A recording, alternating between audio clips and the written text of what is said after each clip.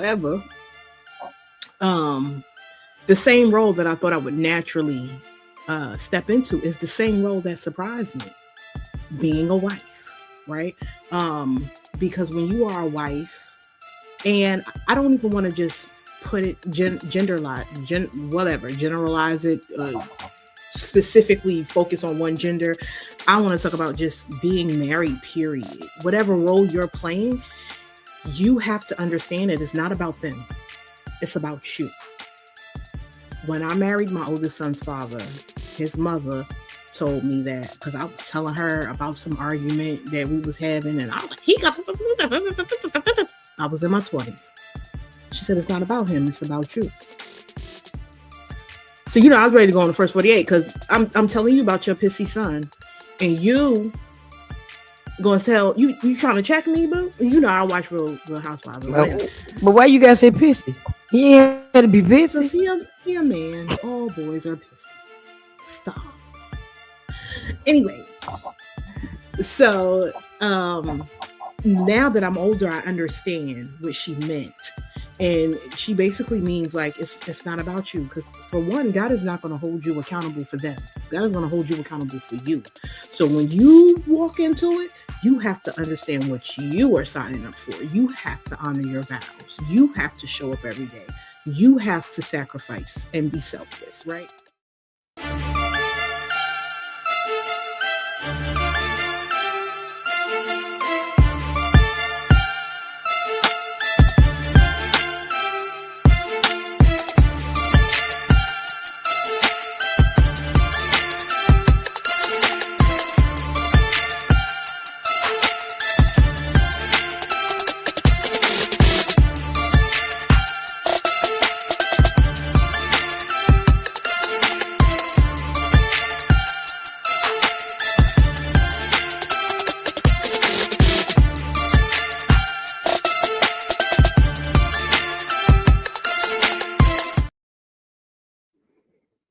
Boy, they catch you jamming for real, for real. This one is way longer than the other one because before, you blink and it's over. We need time. You might have to put your chapstick on something. Now you know better than that. You, I'm already. You about me. I was trying to come on here straight. Let's get straight to it. No, here you go. I don't need time to put on nothing because it's stay on. Yeah, you're right. You sleeping. And do look right here, tangible. Got it. Look, the baby. I got one in the house, one in the car, one in the bag, one in the baby bag. Don't make no sense. Your lips can't be that dry. It's not, and that's why.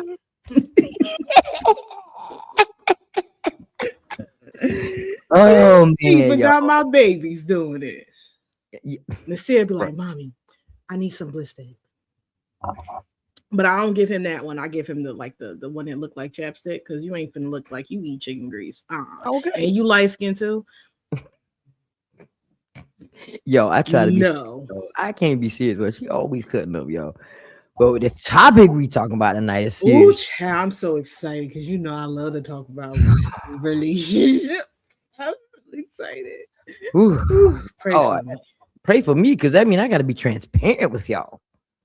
Oh, I don't care nothing about that. I'll be on the phone on the toilet. Like, listen, I don't care.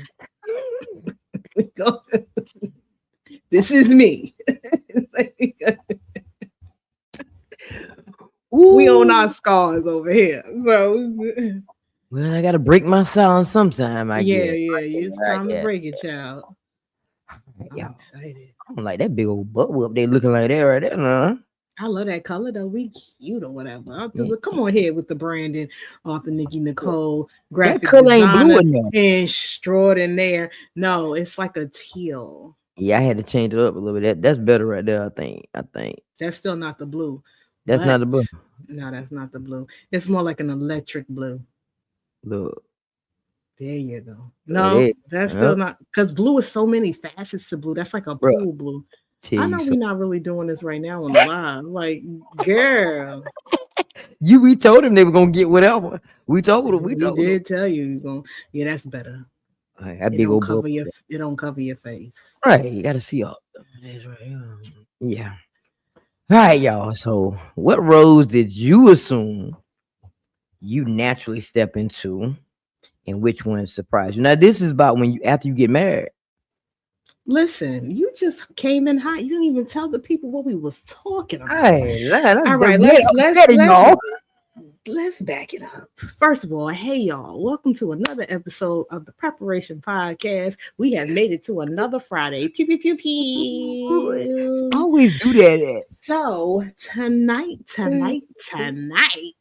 we are talking about marriage, and y'all know we're gonna come from two different spectrums because your girl believes in divorce, and your girl don't believe in divorce. But that ain't got nothing to do with the topic at hand.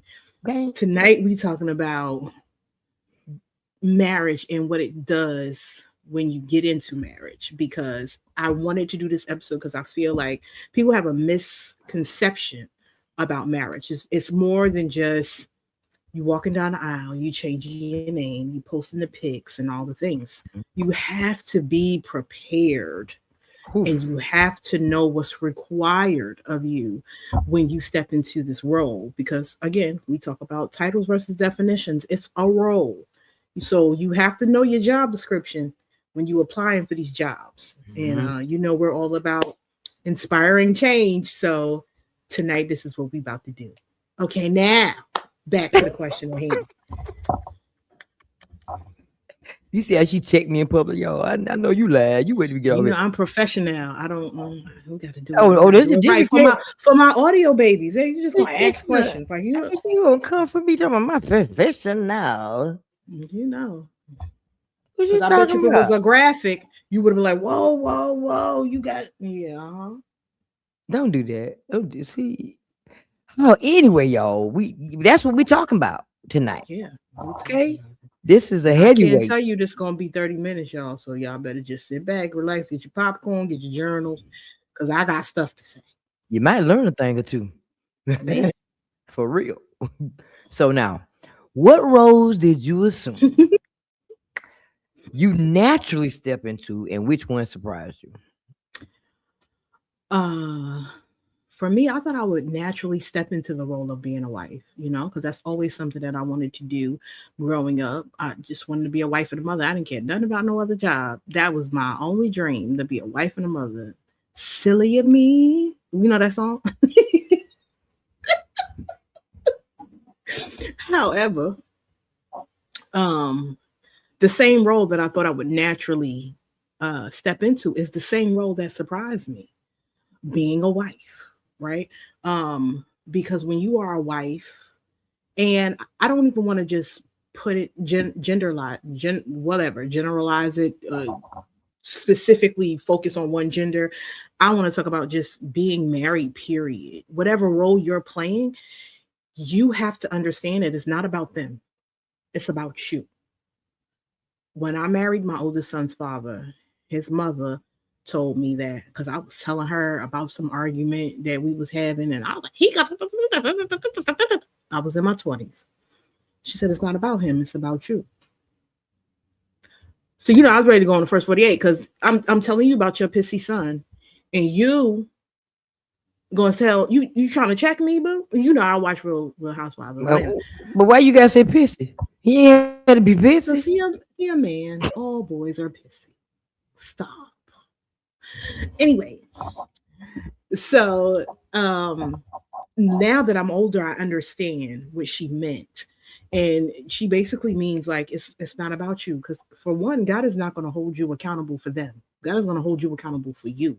So when you walk into it, you have to understand what you are signing up for. You have to honor your vows. You have to show up every day. You have to sacrifice and be selfless, right? So you have to understand that as a wife, as a husband, but me specifically being a wife, I have to speak from a wife's perspective, that you are the neck. So you have to be strong because you control the head, which direction it goes in, which will control the body, which is the rest of the family, right? So you have to be strong mentally, you have to have discipline, you have to be responsible, because the world only focuses on the head, the face. Ain't nobody talking to your neck when you at work. They talking to your face, right? And I say that to say, like, when you're married, y'all are one. They're talking to the whole unit. It might be your husband, who's the head of the household. So people are going to look to him. So it's your job to make him, which makes y'all look good. And y'all can't look good if you're not good. So the same role that I naturally thought I would step in is the same role that surprised me, because I was like, "Woo, this is work for real." Child, get some. Listen, I thought being a wife, because I love Claire Huxtable, right? I thought being a wife was just sitting cute, looking pretty, giving out your sugar every now and then. And even that is a role, because you can't just give it out every now and then, because it's not yours anymore. You got to give it out when they want it, even when you don't feel like it, biblically, if y'all go by the Bible, biblically. So prepare for that. You are not your own anymore. And if you're an independent person and you stuck in your ways, you better shake out of that before you get married, because it ain't about you no more, boo-boo. It's about what's good for the brand, what's good for the unit, what's good for the collective. And that goes both ways. See, woo, Lord, marriage. Let me tell you something about marriage, y'all. You better not do it unless you're ready for it. Because it's so many layers to it. It's a lot of seasons that you're gonna go through. You're gonna go through that season where everything is good. Everything is just, oh my God, I'm so in love with you. I love you. I miss you. Oh, give me some sugar. Like, you're gonna go through them phases where you just crazy about this person when you first get married, right? Like, you can't see yourself with nobody else. Then you go through that next season where it's like, you still here? Like, I mean, you get on my nerves. Cause then now you done live with them long enough to know their habits, what they're capable of doing and not doing, and then you got the devil creeping in on your marriage. It might be that ex from 1995. Wearing them 90s clothes that come back smelling good, looking good, and you be like, you know what I'm saying? Turn your head a little bit. That's that temptation, right? That snuck in there and took your attention off your actual marriage. Now you over here at Justine house, and need to be home with your wife. So temptation becomes a problem. Okay, that's another season out there. Then you got people within your relationship. Because one thing I've learned, that when you're in a marriage, it's different from being in a relationship. When you're in a relationship, you tell your best friend stuff, da da da da da, vomit it off everything, right? And they give you advice. Then you get in a marriage, and then you vomit the same thing to your mom or your cousin or whoever the case may be. Only thing they're gonna think about is the negative, because that's what you told them, right? When you was mad, you was venting. You said, Harry, I can't stand Harry. Harry been out there cheating on me with Sarah and da da da da. But Harry also pays the bills in the house and makes sure that you're good. Harry also, provides for the family, takes care of the children. You ain't said all that. You just said Harry went out there and cheated. So now your mom and your dad and them, they don't like Harry, because you only gave them a one-sided situation, right?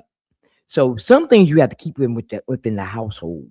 What got going on. But then I was looking at the Aunties podcast one day. I mentioned this to sis. They was like, when you get married, you're not supposed to talk to your best friend about your marriage. And I said, why? So you mean to tell me I'm supposed to suffer in silence? I'm literally supposed to suffer in silence and die. Like, I mean, come on. I'm supposed to be over here going through, hair falling out, blood pressure up, and not talking to nobody. I'm supposed to talk to the spouse that I'm mad at. I'm supposed to talk to the spouse that did me wrong, that won't talk back. That's what I'm supposed to do. Yes. It ain't gonna solve nothing. But I understand what they're saying, but at the same time, the way that the world is and the way that stuff is going, I don't necessarily believe that, because the Bible also says to seek wise counsel.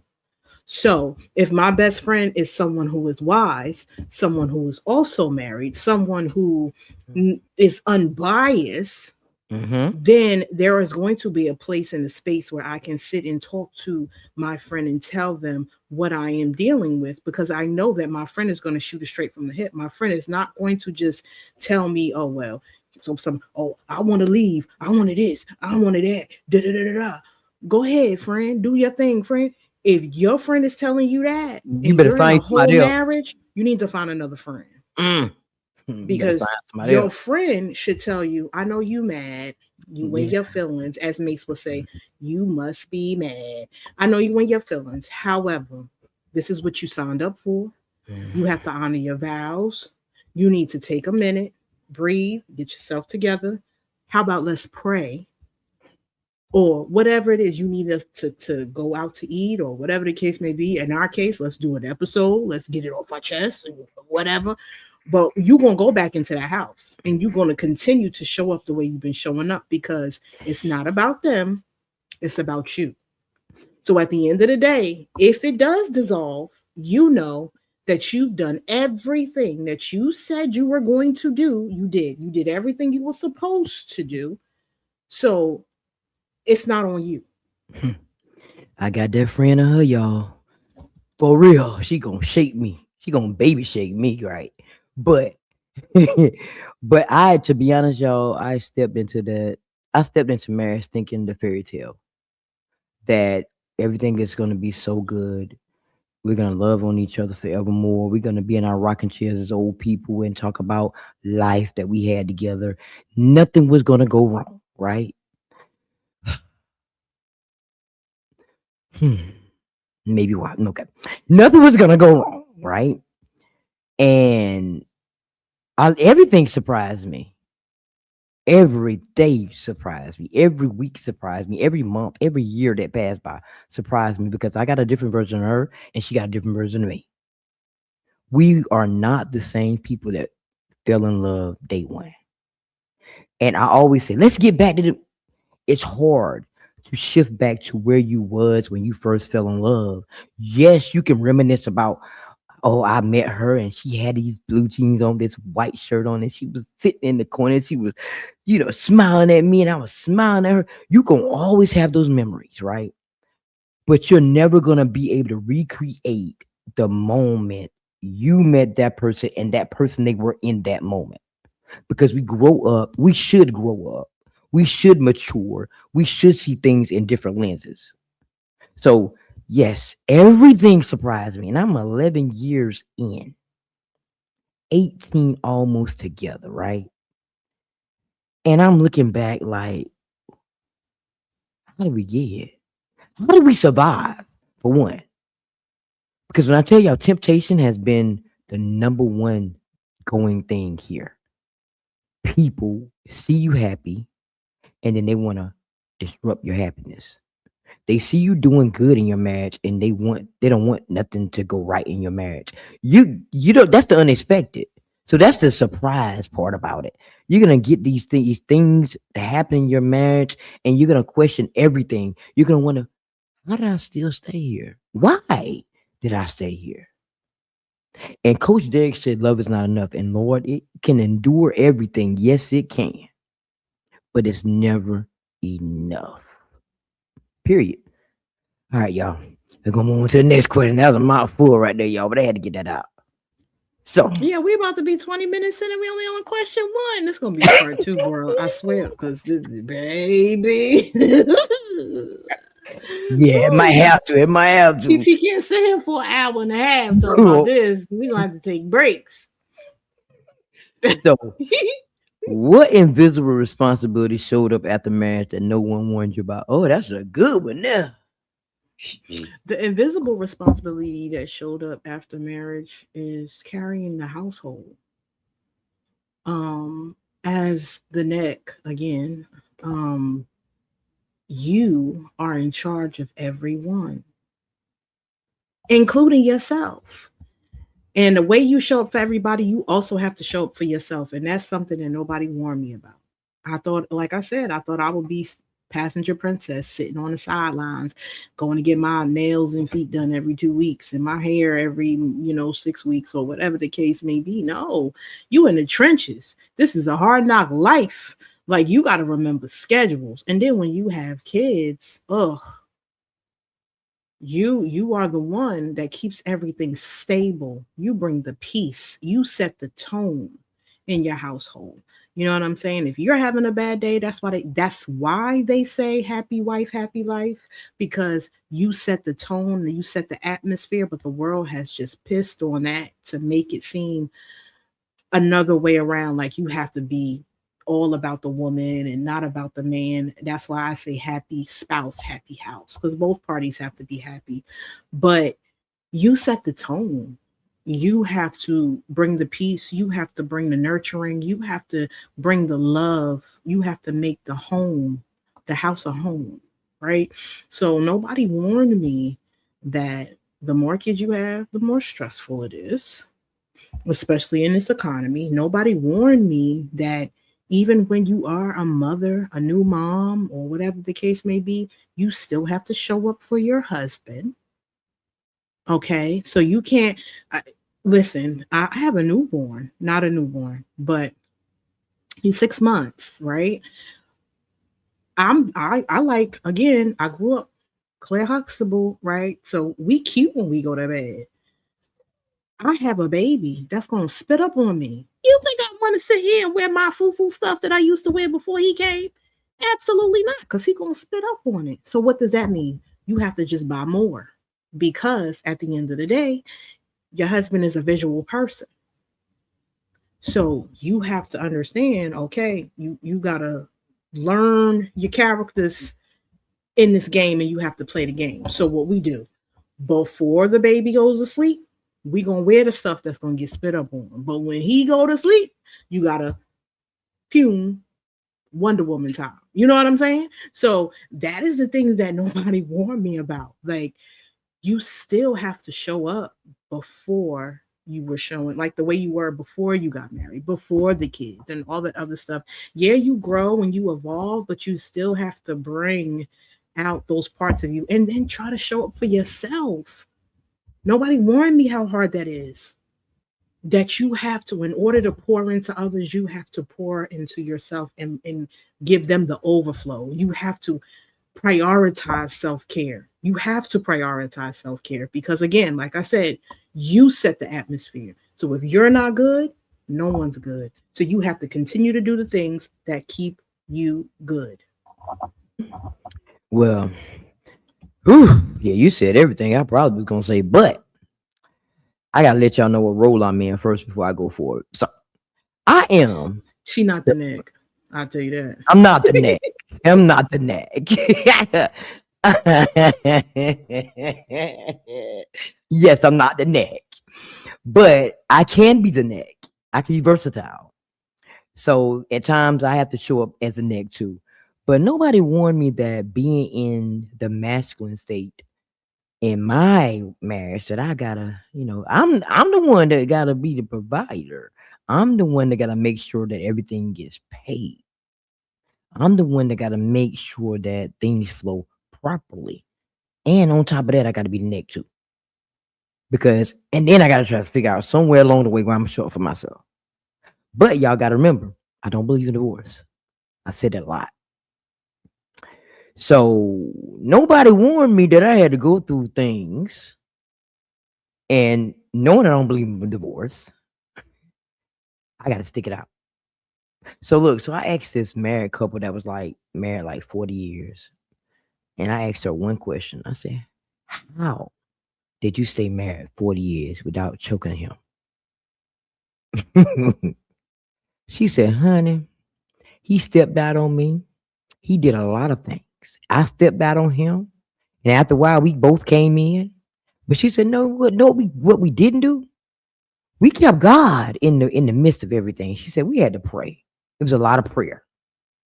She said, if I wouldn't have prayed, we probably would still be out there. She said, but you have to pray the entire time that you're married. You have to pray people off of you, off of your marriage. You have to keep them away from you. You have to pray that y'all are able to understand one another, communicate with one another, be there for one another through it all, regardless of who's in your circle. And at the end of the day, she said they had children, but they had to understand that those children was going to go on about their business one day. And it was going to be her and him. So they had to make sure they were good overall. So you gotta listen, y'all. You gotta pray. And sometimes I get sidetracked. I'll be the first to admit I get sidetracked. And I'll be like, I used to pray. Me and my wife used to pray every single night before we close our eyes. And then life started happening. You start shifting life and things start happening. I hate to say it, you forget to do the things that you normally do. And once you forget that most important piece, that's when you open the door for the devil to come in and crash out. So you have to keep God in the forefront front of your relationship or marriage. And I didn't know what equally yoked meant. I didn't know until I got married what that meant. That's crazy. But you have to have somebody that you're with that's equally yoked. Meaning, like, you can't marry somebody that don't, like they say, opposite attract. Okay, that's true. We are opposites. Me and her are opposites. We like some of the things, same things, but not really. But we're equally yoked in a matter of we want the same things in life and in marriage and in period. So you got to have the same wavelength somewhere or it's not going to work. But I think some people get married for the wrong reasons. For one, money, power, respect, but never love. And when you get into them situations where you don't have no love into the situation, you find yourself wondering, why did I do this? Like, why did I get married? I watched 1 and 2. And I look at whatchamacallit. What's her name? Oh God, I can't think of her name. The two that was always arguing with each other. Angie and Marcus. Yeah, you know what I'm saying? But yeah, Angie and Marcus. And they loved each other. But at the end of the day, they had to communicate. Now, the second one, I still think he was on some mess. I still think he was on some mess in the second one.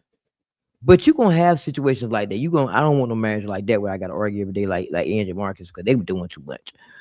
But nobody just warned me that I had to endure it all if I didn't believe in divorce. I had to deal with it all. Some people out there might say, no, you don't. I know somebody gonna say that. But my mother has never been married. That's surprising, right? My mother's never been married.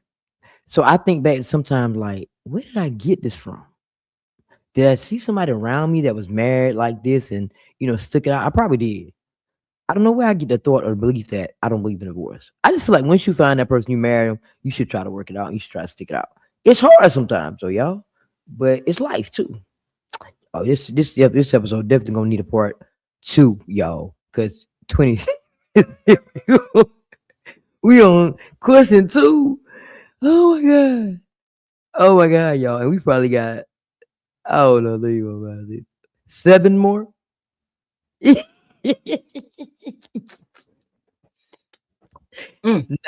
man, Might need a part 2 and 3. Okay.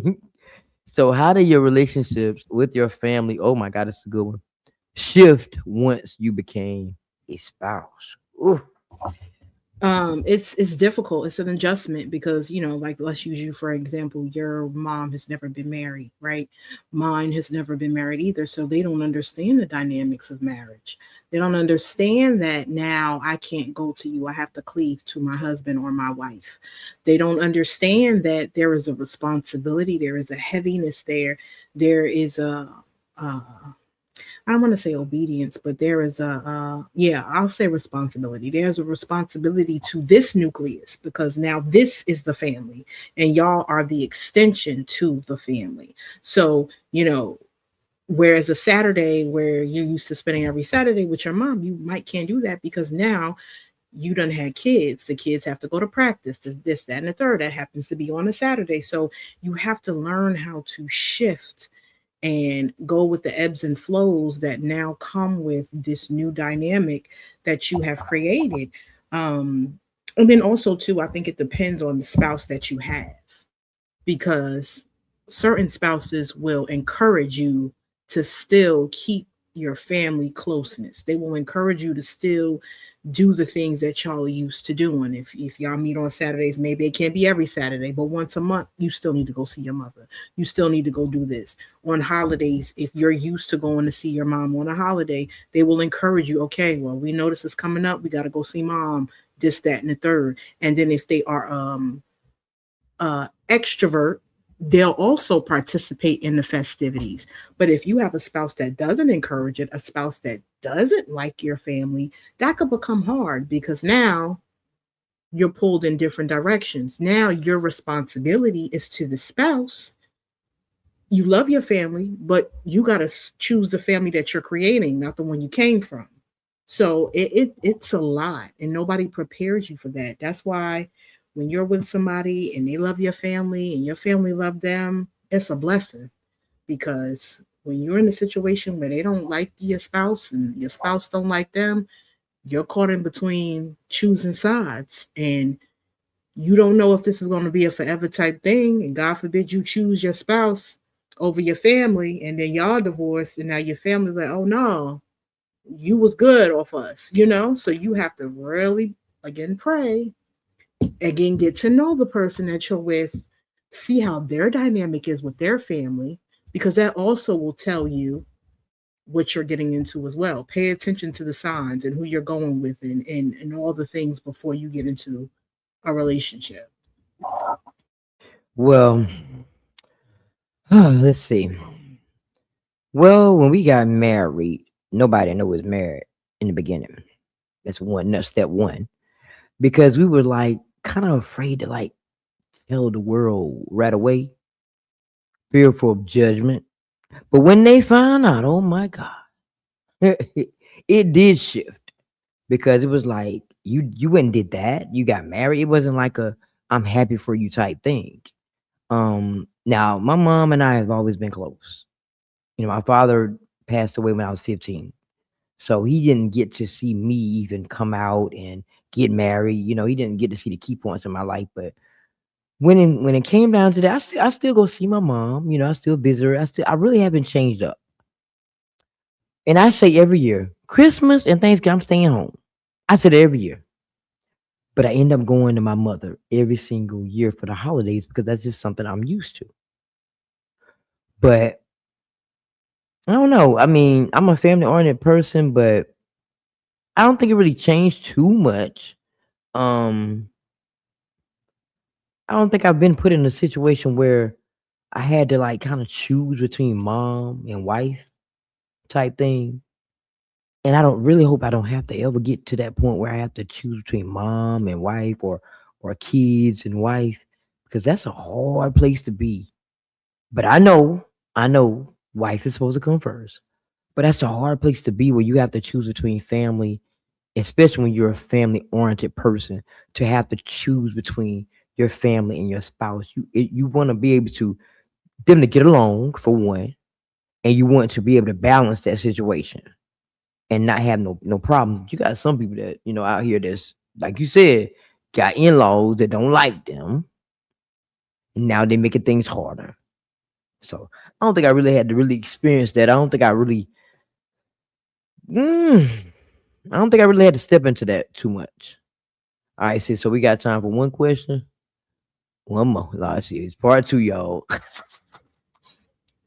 It's gonna be part two, y'all. So, how did marriage impact your friendships, your social life, and your sense of community? Oh,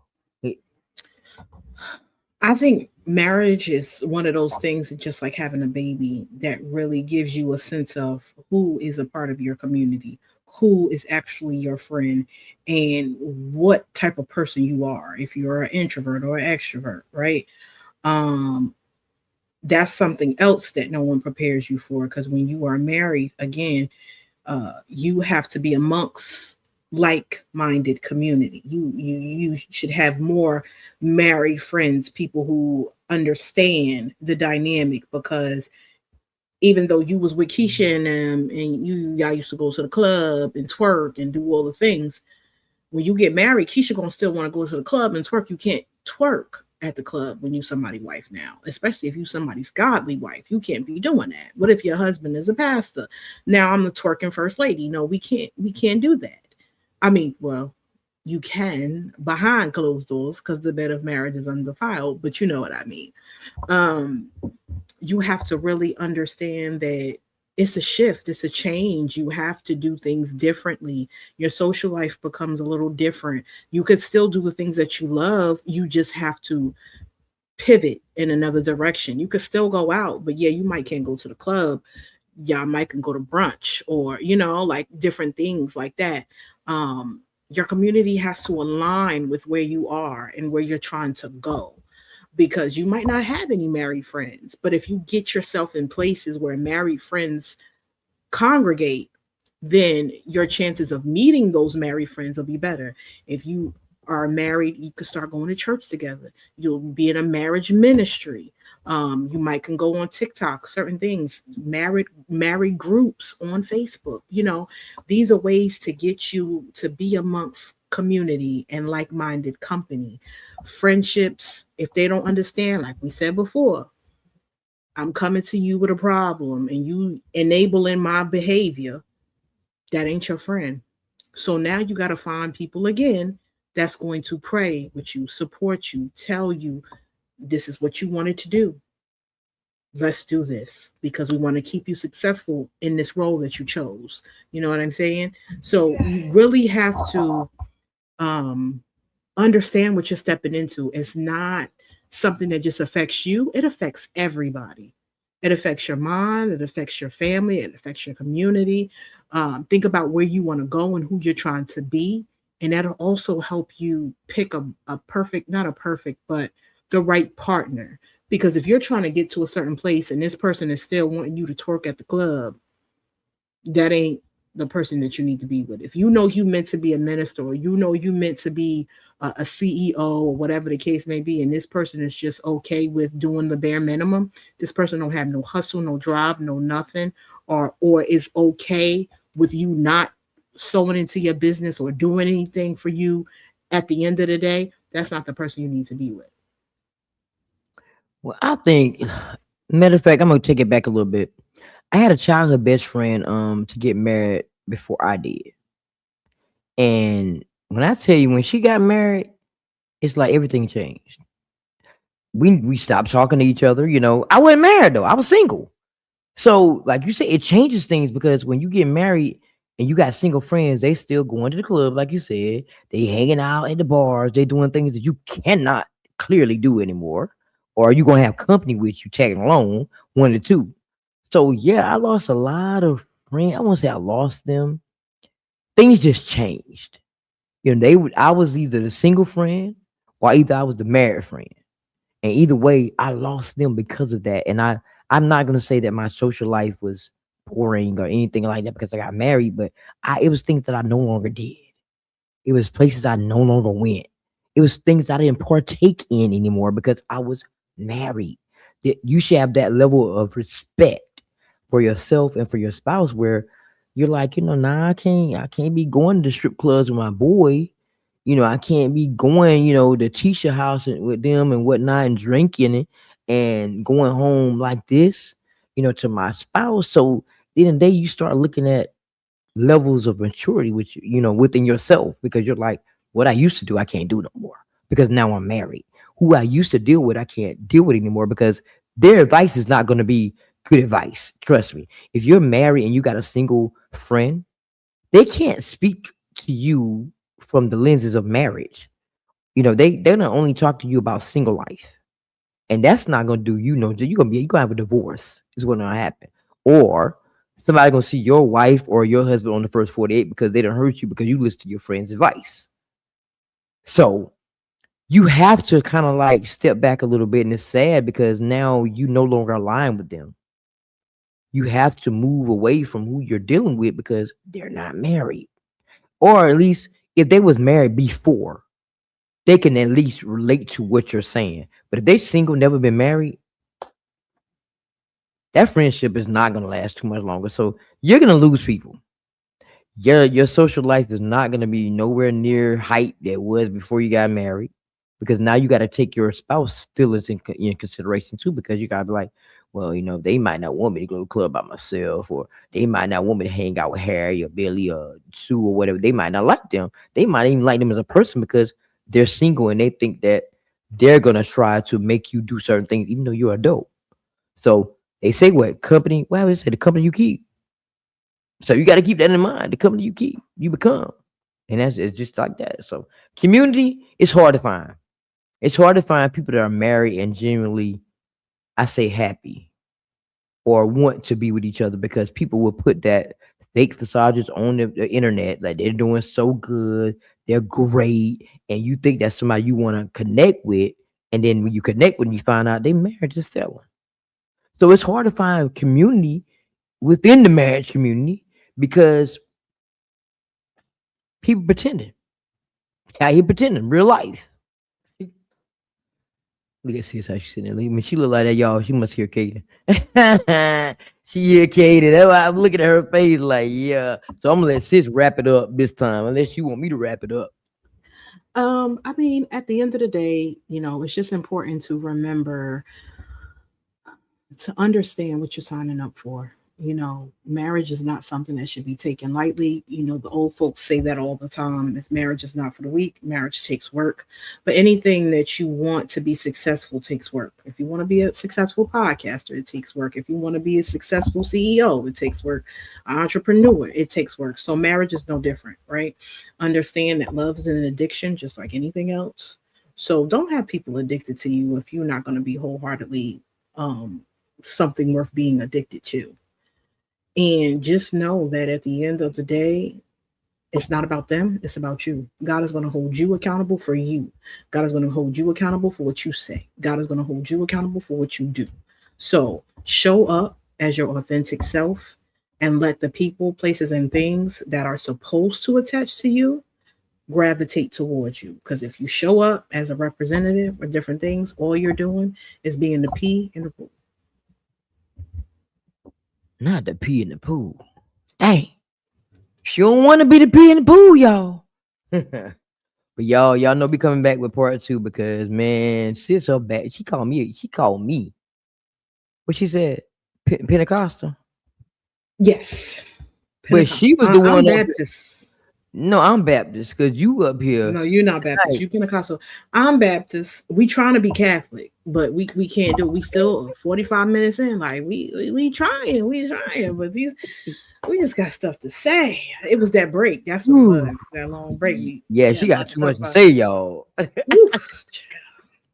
Go back with everything to say, y'all. It ain't me this time. I'm back. Back. That's what y'all wanted. Okay. She back. But anyway, y'all just hang in there. No matter what you're going through in your marriage, this is my take. It's not gonna last always, and just remember to keep God in the midst of anything that you do in your life, including your marriage and your relationships, because if you don't, you will be blind to what's going on. Either you're gonna be blind to what's going on, or either you're gonna save it because you had a little talk with Jesus, as they said, the old folks say. You had a little talk with Jesus. So I hope that y'all enjoyed this episode, and I hope that y'all will continue to follow our journey as we are really unfiltered this season, y'all. We really don't care. We're gonna tell the how it is. We're gonna tell the how it is with the kids in the background. So with that being said, we are healing hearts and inspiring change. Later, everybody.